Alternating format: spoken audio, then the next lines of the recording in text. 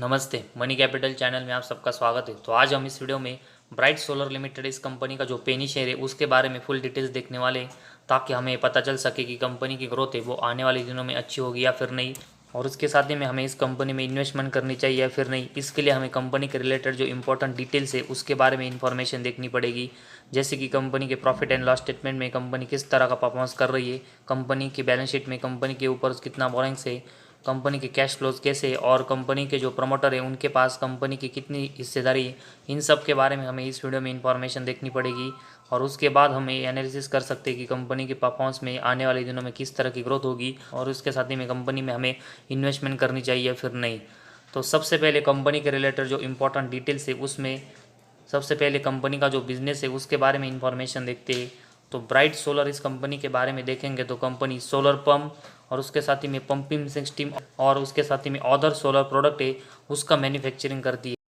तो bright solar इस company का जो बिजनेस अभी हमने देखा उसमें कंपनी सोलर से रिलेटेड जो प्रोडक्ट है उसमें काम करती है, और इसी वजह से कंपनी का जो फ्यूचर है वो हमें बहुत ही ब्राइट यहाँ पर देखने को मिला है। लेकिन सिर्फ कंपनी का बिजनेस फ्यूचरिस्टिक होने की वजह से कंपनी अच्छी रिटर्न नहीं देगी, साथ ही में कंपनी का अपने जो बिजनेस है उसमें भी एक अच्छी ग्रोथ करनी पड़ेगी, तभी कंपनी एक अच्छी रिटर्न देगी। तो इसके लिए कंपनी के परफॉर्मेंस के बारे में देखेंगे और उसके बाद कंपनी किस तरह का ग्रोथ कर रही है वो हमें एग्जैक्ट पता चलेगा।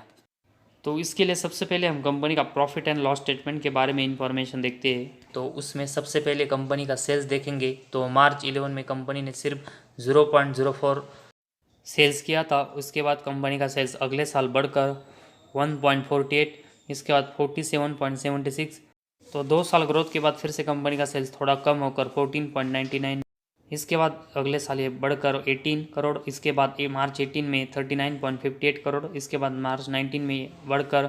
57.41। लेकिन इसके बाद फिर से थोड़ा सा ड्रॉप कंपनी के सेल्स में हुआ और ये 23 करोड़ और मार्च 21 में 24 करोड़ का हुआ है, और उसके साथ ही में मार्च 22 में भी इसमें एक ड्रॉप देखने को मिला और कंपनी का सेल्स 7.19 करोड़ का हुआ है। तो अगर हम पिछले 3 साल से देखेंगे तो कंपनी की जो सेल्स की ग्रोथ है वो डाउन हो रही है, और ओवरऑल अगर हम मार्च 11 से लेकर अब तक मार्च 22 तक देखेंगे तो 2-3 साल कंपनी के सेल्स में ग्रोथ होती है, लेकिन इसके बाद फिर से 2-3 साल कंपनी का जो सेल्स है वो फिर से ड्रॉप होता है। तो ऐसे में कंपनी का जो सेल्स है वो हमें अनस्टेबल देखने को मिला है, और अनस्टेबल कंपनी का जो सेल्स है उसकी वजह से कंपनी के बाकी के परफॉर्मेंस है वो भी हमें अनस्टेबल देखने को मिल सकते हैं। तो कंपनी का जो सेल्स है उसके कंपेरेटिवली अगर हम एक्सपेंस देखेंगे तो कंपनी ने मैक्सिमम टाइम सेल्स है वो एक्सपेंस के कंपेरेटिवली ज़्यादा किया है, जिसकी वजह से कंपनी का ऑपरेटिंग प्रॉफिट है वो मैक्सिमम टाइम कंपनी ने प्लस में जनरेट किया है। लेकिन मार्च 22 में कंपनी का जो सेल्स है उसके कंपेरेटिवली एक्सपेंस ज़्यादा हुआ है, जिसकी वजह से कंपनी का ऑपरेटिंग प्रॉफिट मार्च 22 में 7 करोड़ के लॉस में था। और उससे पहले अगर हम देखेंगे तो 3 साल कंपनी का ऑपरेटिंग प्रॉफिट प्लस में ज़रूर था, लेकिन वो कंटिन्यूस कम हो रहा था। तो ऐसे में पिछले अगर हम 4 साल देखेंगे तो कंपनी का जो ऑपरेटिंग प्रॉफिट है वो कंटिन्यूस कम हो रहा है, जो कि कंपनी के परफॉर्मेंस के लिए एक नेगेटिव बात है। तो ऐसे में कंपनी के ऑपरेटिंग प्रॉफिट की जो ग्रोथ है उसका जो ग्राफ है वो हमें कंटिन्यूस डाउनफॉल में जाते हुए देखने को मिला है, जो कि एक नेगेटिव साइन है। और उसके साथ ही में अगर हम कंपनी का ऑपरेटिंग प्रॉफिट मार्जिन है वो भी देखेंगे तो ये भी पहले अनस्टेबल हमें देखने को मिला था, और साथ ही में अगर हम पिछले 3-4 साल में देखेंगे तो ये मार्च 22 में लॉस मेकिंग हुआ है, और पिछले 4 साल में इसकी जो ग्रोथ है वो भी कम होते हुए देखने को मिली जिस तरह ऑपरेटिंग प्रॉफिट की हुई थी। तो ऑपरेटिंग प्रॉफिट और ऑपरेटिंग प्रॉफिट मार्जिन ये पहले अनस्टेबल था, इसके बाद पिछले 4 साल में ऑपरेटिंग प्रॉफिट और ऑपरेटिंग प्रॉफिट मार्जिन की ग्रोथ कंटिन्यूस कम देखने को मिली, और अभी मार्च 22 में ये दोनों लॉस मेकिंग भी हुए, जो कि एक नेगेटिव बात है। वही अगर हम कंपनी का नेट प्रॉफिट देखेंगे तो ये पहले साल 0.01 देखने को मिला था, इसके बाद 0.02, 1.97, फिर से कम होकर 0.71, इसके बाद अगले साल बढ़कर 1.71, इसके बाद अगले साल बढ़कर 6.20, इसके बाद फिर से कम होकर 2.34, इसके बाद फिर से कम होकर 0.52, इसके बाद कम होकर 0.18, और मार्च 22 में कंपनी 7 करोड़ के लॉस में हमें देखने को मिली। और पिछले अगर हम 4 साल में देखेंगे तो कंपनी का जो नेट प्रॉफिट है उसकी जो ग्रोथ है वो भी कंटिन्यूस कम देखने को मिली, और अभी मार्च 22 में ये लॉस में भी गया है। और वही अगर हम कंपनी का ईपीएस भी देखेंगे तो ये भी मार्च 22 में माइनस में देखने को मिला है, और साथ ही में इसकी जो ग्रोथ है वो भी पिछले 4 साल में हमें कम होते हुए देखने को मिली। तो कंपनी का जो नेट प्रॉफिट और ईपीएस है इन दोनों की जो ग्रोथ है वो भी हमें पिछले 4 साल में यहाँ पर कम होते हुए देखने को मिली, और ये लॉस मेकिंग हुआ है, जिस तरह हमें कंपनी का ऑपरेटिंग प्रॉफिट और ऑपरेटिंग प्रॉफिट मार्जिन भी देखने को मिला था। तो overall profit and loss statement में कंपनी के सभी परफॉर्मेंस है उसमें अगर हम देखेंगे तो कंपनी का जो सेल्स की ग्रोथ है वो हमें पहले कम होते हुए देखने को मिली। इसके बाद कंपनी का ऑपरेटिंग प्रॉफिट और ऑपरेटिंग प्रॉफिट मार्जिन है, इनकी ग्रोथ कम होते हुए देखने को मिली। और उसी के साथ ही में कंपनी का नेट प्रॉफिट और ईपीएस है, इनकी जो ग्रोथ है वो भी पिछले 4 साल में कंटिन्यूस कम हुई। तो कंपनी के प्रॉफिट एंड लॉस स्टेटमेंट में अगर हम देखेंगे तो कंपनी के सभी परफॉर्मेंस स्टेबल होने की बजाय अनस्टेबल हमें देखने को मिले, जिसकी वजह से कंपनी के परफॉर्मेंस और बिजनेस के लिए निगेटिव साइन है। और इन सभी सेगमेंट में कंपनी की जो ग्रोथ कम हो रही है वो कंपनी का बिजनेस कम होने की हमें साफ इंडिकेशन करते हुए देखने को मिले। तो ऐसे में जब तक कंपनी के सेल्स की ग्रोथ फिर से हमें बढ़ते हुए देखने को नहीं मिलती, तब तक हमें इन सभी पॉइंट्स में कंपनी की ग्रोथ देखने को नहीं मिलेगी और उसका इम्पैक्ट कंपनी के बिजनेस के ऊपर पड़ेगा और कंपनी का बिजनेस है वो हमें लॉस मेकिंग ही देखने को मिलेगा। तो सबसे पहले कंपनी को अपनी सेल्स की ग्रोथ है वो करनी पड़ेगी और तभी हमें कंपनी के परफॉर्मेंस है वो इम्प्रूव होते हुए देखने को मिलेंगे। तो फिलहाल कंपनी की जो प्रॉफिट एंड लॉस स्टेटमेंट में परफॉर्मेंस है वो निगेटिव है। इसके बाद कंपनी की बैलेंस शीट के बारे में हम इंफॉर्मेशन देखते हैं। तो सबसे पहले हम कंपनी के इसमें जो रिजर्व है वो देखेंगे। तो मार्च 21 तक इसके परफॉर्मेंस हमें देखने को मिले और मार्च 21 में कंपनी का जो रिजर्व है वो 17.77 करोड़ का है, जो कि अगर हम मार्च 15 से देखेंगे तो कंपनी की जो रिजर्व की ग्रोथ है वो कंटिन्यूस हो रही है और कंपनी का जो रिजर्व है वो कंटिन्यूस बढ़ रहा है, जो कि एक अच्छा बिजनेस का साइन है। और उसके साथ ही में अगर हम कंपनी का बोरेंग्स देखेंगे तो कंपनी अपना ऊपर का जो बोरेंग्स है वो कंटिन्यूस कम कर रही है और मार्च 21 में कंपनी के ऊपर सिर्फ 51 लाख का बोरेंग्स हमें देखने को मिला है, जो कि मार्च 15 में कंपनी के ऊपर 6 करोड़ से भी ज़्यादा का बोरेंग्स था। तो कंपनी की जो रिजर्व की ग्रोथ है वो कंटिन्यूस अच्छी हो रही है और उसके साथ ही में अगर हम देखेंगे तो कंपनी का जो बोरेंग्स है वो कंटिन्यूस यहाँ पर कम हो रहा है और कंपनी एक डेट फ्री के पास से हमें आते हुए देखने को मिली है। तो जैसे कंपनी के रिजर्व की ग्रोथ बढ़ रही है और कंपनी का बोरेंग्स कम हो रहा है, उसकी वजह से इस कंपनी की जो बैलेंस शीट है वो बहुत ही स्ट्रांग हो रही है।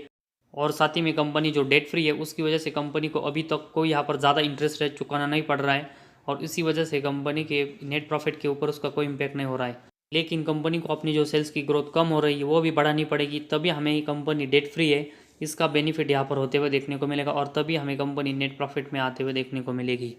इसके बाद हम कैश फ्लोज के बारे में इंफॉर्मेशन देखते हैं। तो कंपनी का नेट कैश फ्लो मार्च 22 और 21 में दोनों साल में लॉस मेकिंग है। इससे पहले देखेंगे तो प्लस में था, लेकिन उससे पहले अगर हम देखेंगे 2 साल मार्च 18 और 19 में हमें ये माइनस में देखने को मिला था। तो मार्च 18 से लेकर अभी तक हम मार्च 22 तक इन 5 साल में देखेंगे तो कंपनी का जो नेट कैश फ्लो है वो हमें एक ही साल प्लस में देखने को मिला है और उसको छोड़कर कंपनी का net cash flow continuous loss making है। तो कंपनी का जो कैश फ्लोज का सेगमेंट है उसमें कंपनी लॉस मेकिंग परफॉर्मेंस कर रही है, जो कि कंपनी के बिजनेस के लिए ये भी निगेटिव साइन है। साथ ही में अगर हम इसके बाद कंपनी का डेप्टर डेज के बारे में इंफॉर्मेशन देखेंगे तो मार्च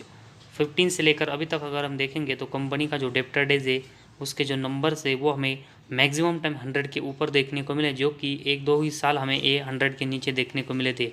तो मार्च 15 से लेकर मार्च 21 तक कंपनी का जो डेप्टर डेज है उसके नंबर से वो भी बहुत ही ज़्यादा है, जो कि कंपनी के परफॉर्मेंस के लिए निगेटिव बात होती है और वो हमें इस कंपनी के बारे में अभी देखने को मिला है। और वही अगर हम इसके साथ ही में कंपनी की इन्वेंट्रीज के बारे में देखेंगे तो मार्च 19 से लेकर मार्च 22 तक इसके जो नंबर से वो हमें एक भी साल देखने को नहीं मिले, जो कि कंपनी के परफॉर्मेंस के लिए नंबर जानना ज़रूरी है। तो डेप्टर डेज और इन्वेंट्रीज दोनों कंपनी के परफॉर्मेंस के लिए हमें निगेटिव देखने को मिले। अगर हम इसके साथ ही में प्रमोटर शेयर होल्डिंग के बारे में इंफॉर्मेशन देखेंगे, लगभग मार्च 20 में प्रमोटर के पास 70% के इस कंपनी के शेयर थे, लेकिन अगर हम पिछले 1-2 साल से देखेंगे तो कंपनी की जो शेयर होल्डिंग है वो प्रमोटर की कंटिन्यूस इस कंपनी में कम होते हुए देखने को मिली। और मार्च 22 और उसके साथ ही में सितंबर 22 इन दोनों में देखेंगे तो कंपनी के जो प्रमोटर की हिस्सेदारी वो इस कंपनी में वो सिर्फ 0.2% हमें देखने को मिली। तो 1% से भी कम जो शेयर होल्डिंग है वो यहाँ पर प्रमोटर के पास अभी हमें देखने को मिली है। और उसके कंपेरेटिवली अगर हम पब्लिक के पास देखेंगे तो इस कंपनी की 99.8% के जो शेयर है वो यहाँ पर पब्लिक के पास इस कंपनी के। तो ऐसे में मेजॉरिटी स्टेक कंपनी के पब्लिक के पास होना और साथ ही में कंपनी की जो शेयर होल्डिंग है वो यहाँ पर प्रमोटर की कंटिन्यूस कम होना एक कंपनी के बिजनेस के लिए अब तक का सबसे बड़ा निगेटिव पॉइंट हमें यहाँ पर कंपनी के रिलेटेड इन्फॉर्मेशन में देखने को मिला है। तो कंपनी बाकी के परफॉर्मेंस में ख़राब परफॉर्मेंस कर रही थी और उसके साथ ही में कंपनी का जो शेयर होल्डिंग पैटर्न है उसमें भी कंपनी के पास हमें बहुत ही कम हिस्सेदारी देखने को मिली, जो कि कंपनी के बिजनेस के लिए ये भी बहुत ही निगेटिव साइन है। तो ओवरऑल ब्राइट सोलर इस कंपनी का जो बिजनेस है वो सोलर से रिलेटेड हमें ज़रूर देखने को मिला है, लेकिन जिस तरह कंपनी के प्रॉफिट एंड लॉस स्टेटमेंट में कंपनी के सभी सेगमेंट में परफॉर्मेंस डाउन हो रहे, साथ ही में कंपनी का कैश फ्लोज है वो भी बहुत ही लॉस मेकिंग है। और वही डेप्टर डेज और इन्वेंट्री डेज इनके जो नंबर्स है कुछ किसी साल देखने को नहीं मिले, और जो देखने को मिले वो भी बहुत ही ज़्यादा है, जो कि कंपनी के परफॉर्मेंस के लिए ये नंबर ज़्यादा होना बहुत ही निगेटिव बात होती है, जो कि अभी हमें देखने को मिले। और साथ ही में प्रमोटर की जो हिस्सेदारी है वो इस कंपनी में 1% से भी कम है। तो ये सभी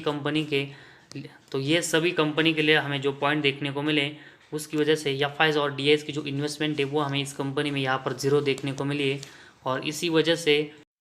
ब्राइट सोलर इस कंपनी का जो बिजनेस है वो फ्यूचरिस्टिक होने के बावजूद कंपनी के जो फंडामेंटल है वो बहुत ही वीक देखने को मिले। और इसी वजह से ब्राइट सोलर एक कंपनी हमें एक स्टडी और अच्छे रिटर्न जब तक कंपनी प्रॉफिटेबल होते हुए देखने को नहीं मिलती तब तक देते हुए देखने को नहीं मिल सकते। तो फिलहाल कंपनी की जो अभी हमने फुल इन्फॉर्मेशन देखी उसमें कंपनी सभी सेगमेंट में मतलब मैक्सिमम सेगमेंट में लॉस मेकिंग परफॉर्मेंस कर रही है। और इसी वजह से हमें भी इस कंपनी में ज़्यादा इन्वेस्टमेंट करने से अभी अवॉइड करना चाहिए, क्योंकि हमें कंपनी में बहुत बड़ा लॉस भी हो सकता है जिस तरह कंपनी के परफॉर्मेंस ख़राब है। तो इस वीडियो में बस इतना ही। अगर आपको हमारा वीडियो पसंद आया तो इस चैनल को ज़रूर सब्सक्राइब कीजिए।